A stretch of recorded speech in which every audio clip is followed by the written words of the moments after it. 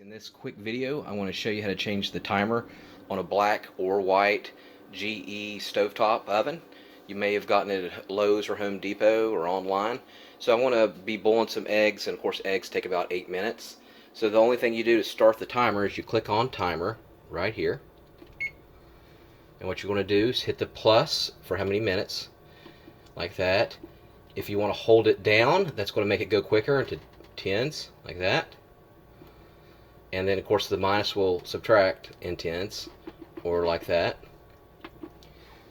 And then the start of the timer, it's blinking now. I'm just going to hit timer, and then that will start the timer. And then if you decide you want to stop it at any time, you just hit timer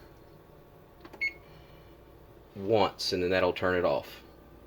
If it's cooking, you might have to hit timer, and you want to stop baking or whatever, timer, then cancel. So as you see, once it gets to the 1 minute mark, then it'll go beep, and then it'll count down from 60 down to 0. Alright, of course to turn it off you just hit timer. Alright, I hope you enjoyed the video. If you want to know how to set the clock on the GE stove, I'll put it right here at the end of the end screen. Alright, have a good one and subscribe.